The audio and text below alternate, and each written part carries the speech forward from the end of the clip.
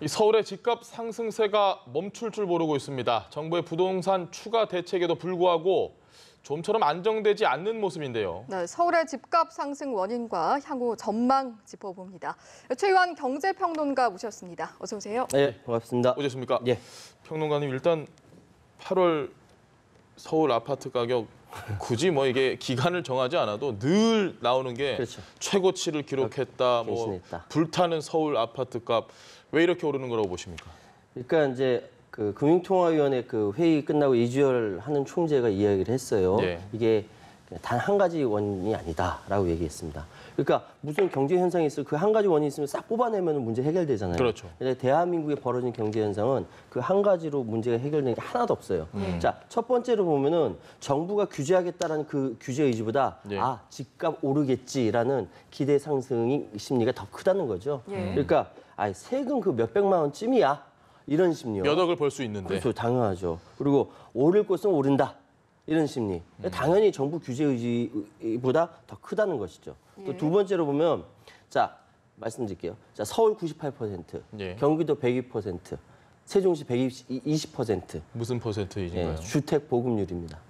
여전히 서울 수도권은 이게 그 사람들 수요에 100%가 안 되네요. 예. 부족하다는 것이죠. 예. 근데 유동자금은 굉장히 풍부해요, 지금 상황이. 그러니까 돈을 어디다 넣어야 되는데 넣어서 돈을 불리고 싶다는 욕망과 예. 여전히 공급이 부족하다. 그러니까 투기 수요가 여전히 남아 있다라는 것이죠. 예. 그러니까 그리고 그것뿐만 아니라 실제로 공급 네. 부족과 신축 아파트에 대한 실수요자들 여전히 목말라 하고 있다는 게 증명이 되고 있어요, 지금. 예. 그리고 세 번째, 정부 정책에 내성이 생겼다, 시장이. 예. 정부가 이렇게 얘기해도 거꾸로 알아듣고 저렇게 얘기해도 반대로 알아듣는, 그러니까 소위 얘기해서 정부 정책에 대해서 어떤 것도 먹히지 않는 그런 내성이 생겼다라는 이야기가 백약이 있어요. 무효다. 그렇죠. 예. 알겠습니다. 언론 보도부터 네. 그렇게 이야기하니까 그렇습니다. 어떤 부분에 있어서는 좀 연관이 있는 질문일 것 같은데 네. 좀 흥미로운 점이 서울 주택 시장의 거래량은 많지가 않은데 가격은 뛰고 있단 말이죠. 네. 굉장히 이례적인 현상 아닌가요? 희한하지 않습니까? 예. 네. 거래는 없는데 가격은 높이 올라가고 있어요. 이거 실수요자들 입장에서는 굉장히 환장할 이야기거든요.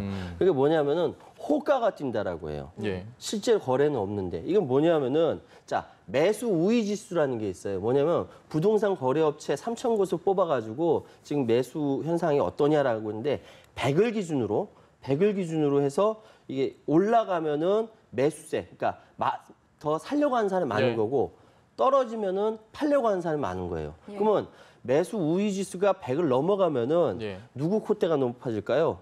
파는 집주인들, 파는 파는 사람, 사람들. 예. 집주인들 콧대가 높아지고 이게 떨어지면은 살려고 하는 사람들 콧대가 높아지는 거예요. 예. 근데 지금 보니까 매매 거래량이 많지도 않은데 매도자 우위가 나오고 있죠. 예. 예. 매매 거래량이 많지도 않은데 가격은 올라간다. 이건 뭐냐면 집주인들 콧대가 높아지는 거예요. 당연하지 않습니까? 예. 살려고 하는 사람은 많은데 팔려고 하는 사람이 적다. 당연히 그 집주인들 콧대가 높아질 수밖에 없는 거죠. 이게 지금 2006년 11월 이후 최고치라고 합니다. 지금 152.3이라고 합니다. 152.3. 예. 그러면- 그때는 157이었으니까. 근데 불과 몇 개월 전에 작년 말에는요 47까지 떨어진 적이 있었어요. 그러니까 이게 심리가 확 바뀌는 겁니다. 경제는 심리라고 하죠. 바로 여기 부동산 여기 딱 들어맞는 얘기예요. 지금 상황에서는 네. 어찌됐건 일단 버티면 그냥 네. 들고 있으면 이거 분명히 오를 거다라고 생각을 하시는 분들이 많다는 많다라는 얘기인데 것이죠. 예. 그럼 반대로 똑같이 사는 사람도 예. 빨리 사야겠다 이거. 그렇죠. 지금이라도 사야겠다. 그렇죠. 그럼 거래가 좀 일어나야 되지 않나요? 어쨌든 그러니까 사는 사람도 많고. 안 팔잖아요. 가격 확 2배씩. 그러니까 계약 내놨던 거 계약 파기하고 예. 시세 매물을 2배로 올려요. 그 지금 상황이 그런 상황입니다. 그 정부 정책을 저희가 좀 얘기를 하다 보면 예. 사실상 지금 정부는 투기 수요를 억제하겠다. 네. 그리고 공급을 확대하겠다고 얘기는 하지만 초점을 수요를 좀 어떻게 해서든 잡아보겠다라는 쪽에 잡히는 것 같은데 말씀하셨던 부분처럼 공급을 좀 많이 확대하는 그 부분으로 정책이 좀 옮겨가야 된다고 보십니까? 자, 경제는 심리라고 했는데 예. 정책은 타이밍이에요. 그렇지 않습니까? 예. 언제 정책을 펼치냐에 따라서 결과가 바뀌어지지 않습니까? 지금 공급 정책을 안 하는 게 아니에요. 그러니까 맨 처음 아파트를 만든다라고 아파트에 대한 공급 정책을 얘기하면 벌써 5, 6년 전부터 이야기가 나와야 예. 그것이 지금 효과가 나타나는 거거든요. 근데 지금 공급 정책을 이전에 했기 때문에 지금은 어떻게 억제 정책이 나오는 거예요. 그래서 그 올 초부터 얘기했던 신DTI라든지 예. 총부채 상환 비율이라든지 대출 규제를 했죠. 대출 규제가 나올 수밖에 없는 것이 지금 정부 입장에서는 그때 이미 빨리 그 공급 정책은 이미 해서 했는데. 준비하고 있고 근데 지금 당장 급한 거는 발등에 떨어진 불. 예. 앞으로 부동산 시장 뭐 며느리도 몰라 아무도 모른다고 하지만 지금 당장 떨어진 불에 대해서는 정책이 나와야 될 거 아닙니까? 네. 시장 심리 안정화시켜야 될 거 아닙니까? 예. 펄펄 끓는데 뭐 무슨 얼음물이라도 들이부어야 되잖아요. 그래서 대출 규제 얘기가 나오는 거죠. 알겠습니다. 예. 연장선상에서 이제 정부 정책 이야기를 좀 해보면 정부가 도시재생 뉴딜 사업지를 발표를 했는데 대형 사업에서는 서울에서의 후보지 세 곳이 지금 빠졌거든요. 예. 아무래도 이제 역시나 부동산 과열에 대한 우려가 그렇죠. 좀 영향을 줬다. 그렇죠. 예. 종로하고 동대문하고 또 한 군데 더 있는데 동작이요. 예, 동작하고 예.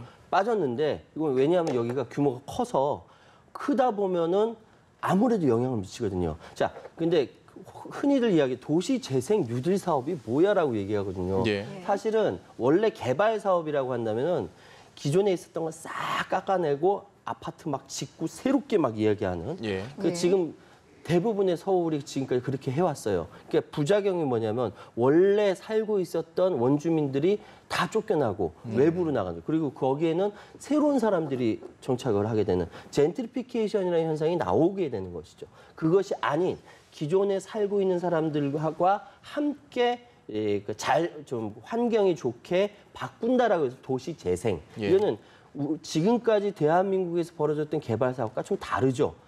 기존에 있던 원주민들 정착하도록 만드는 것이니까. 그럼에도 불구하고 이것이 사람들 기대 심리에는 이러면 좋아지니까 부동산 오르겠구나라고 기대 심리가 있을 수 있으니까 예. 서울 특히 종로, 그 동작 이런데 예. 개발 계획이 네. 있다라고 오를 때에 대해서 제외를 할 수밖에 없었던 정부 입장이 있는 것이죠. 평론가께서 보시기에는 모든 문제에 대한 해결을 위해서는 원인을 정확하게 분석을 해야 되는데 그렇죠. 사실 부동산은 이것만큼 안 잡히는 게 없는 것 같습니다. 원인이 여러 가지 있는 것 같아요. 이게 사실 뭐 동네 좋아서 간다는 분들도 있고 네. 교육도 있고 예. 부동산 서울 집값 이렇게 뛰는 원인이 어디 있다고 보십니까? 어려운 질문이에요. 정정부터 하겠습니다. 일단 동대문하고 종로하고 금천입니다. 동작이 아니라. 예. 제가 이 말씀을 드리면 또 기분 나쁘실 분이 계실 거예요. 자, 요번에 박원순 시장이 여의도와 용산 개발 계획 이야기했다가 예. 국토교통부랑 충돌 있고 나서 막 부동산이 하루 지나고 나니까 막 1억씩 뛰고 하니까 예. 취소를 했어요. 취소를 했잖아요. 분명히 취소를 했어요. 근데 사람들 심리가 뭡니까? 보류 일단 시켜놨죠. 네, 보류했다 그래서 사람들 심리는 뭐냐면 언제든지 집 값아 좀 뛰어라. 나도 돈 좀 벌자. 가 되는 거죠, 심리가. 저는 박원순 시장의 그 발언, 개발 계획과 취소 발언이 물론 개발 계획 이 발언 트리거 방아쇠가 됐을 수 있다라고 생각하지만 그 밑에 있는 심리는 언제든지 집값아 좀 뛰어라. 나도 돈 좀 벌자는 심리가 항상 내재돼 있다고 생각해요. 예. 여유 있으면 그래서 은행에다 돈 넣지 적으니까 은행에 돈 넣지 않고 어디든 뭐 하나 부동산 하나 넣으려고 하는 예. 그 심리. 이거를 나쁘다고만 얘기할 수는 없어요. 왜냐하면 한국 사회 불안하잖아요. 노후 누가 책임집니까? 책임져 줍니까? 지금 그 우리 아이들이 성장해서 제가 늙어서 일을 못 하게 되면 효도한다고 다 할 수 있는 사회가 돼 있어요? 네. 사회 안정만 돼 있어요? 안 되죠. 그거 뭐야? 그렇게 남아 있는 건 부동산밖에 없다라는 사람들 심리가 있는 거예요. 그러니까 계속 이런 거죠. 그러니까 지금 부동산으로 돈 벌겠다라는 이 심리를 부동산은 사는 것이 아니라 사는 곳으로 바꿔야 되는 문화와 예. 이 모든 것들을 바꾸지 않으면 백약이 무효예요. 어려운 질문 하시니까 저도 어렵게 이야기해요. 그 방법이 뭐예요? 라고 물으면 전 다 답할 게 없어요. 왜냐? 지금까지 수도 없이 그렇게 하기 위해서 정책을 해왔거든요.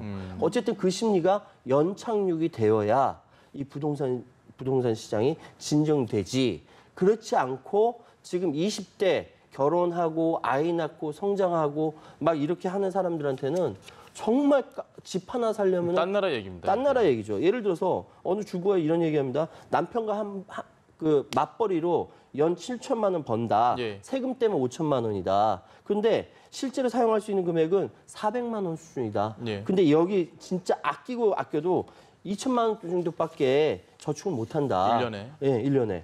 그럼 10년이면 2억. 그러면 20년이면 4억이야. 그러면 아파트 값은 그 사이에 어떻게 올라가요? 천정부지로 올라가죠. 이게 현실이에요.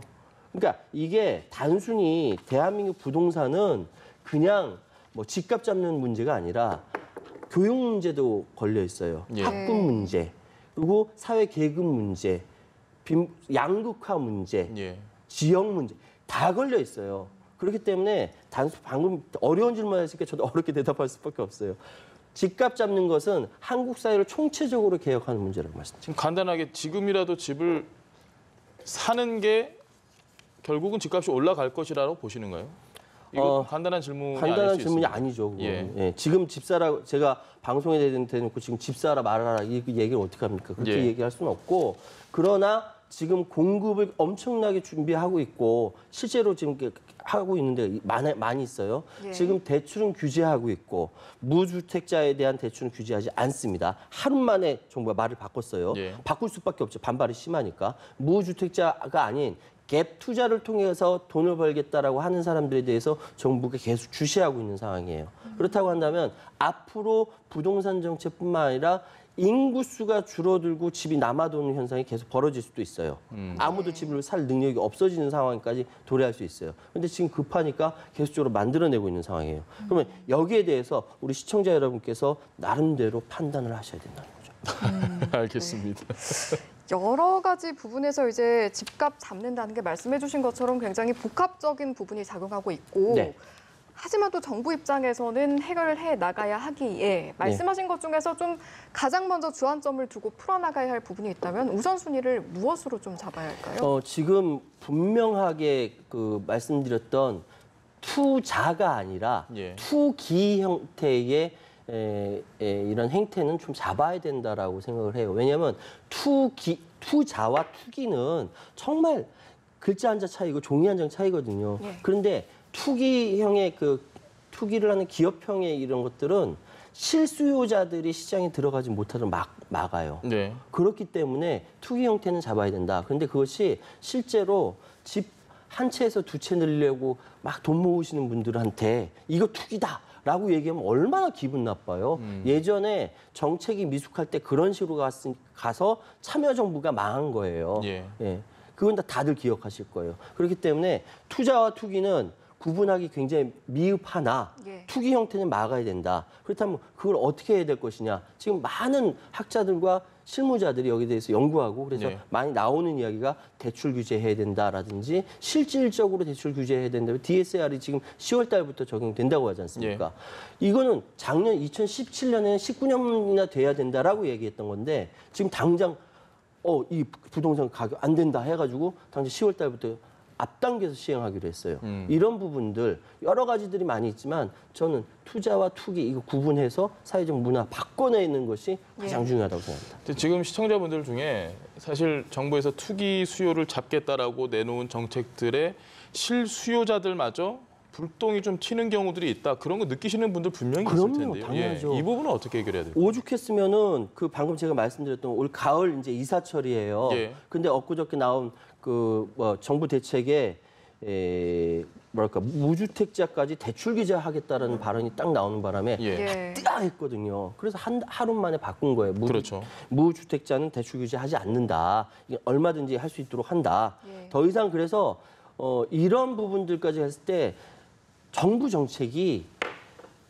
탁상 공론이라는 것이지 않습니까? 네. 책상 안에서만 이야기하면은 탁상 공론이 될 수밖에 없어요. 그러니까 실제 시장 현장의 시장의 목소리를 들어야 되는데 예. 지금까지 부동산 대책이라도 여러 가지 하는 것이 탁상 공론을 흐른 것이 굉장히 많습니다. 그러니까 될 것 같으니까 밀어붙였는데 시장에서 반발하는 경우가 엄청 많았잖아요. 행복주택 말은 좋죠. 근데 현장에서 받아들이지 않아요. 이런 부분도 굉장히 많거든요. 그래서 사실 굉장히 세심하고 디테일하게 왜 악마가 어디 있습니까? 디테일했거든요. 그런 것들까지 다 이렇게 분류해서 정책을 입안하고 진행해야 된다. 근데 정부에서 또 이렇게 입안을 해서 진행하면 뭐 합니까? 또 국회에서 또 반대하고 또 발목 잡고 이런 것들이 있기 때문에 사실 정부만의 문제는 아니에요. 예. 예, 알겠습니다. 알겠습니다. 오늘 말씀 여기까지 듣도록 하겠습니다. 지금까지 최요한 경제평론가였습니다. 고맙습니다. 예, 감사합니다.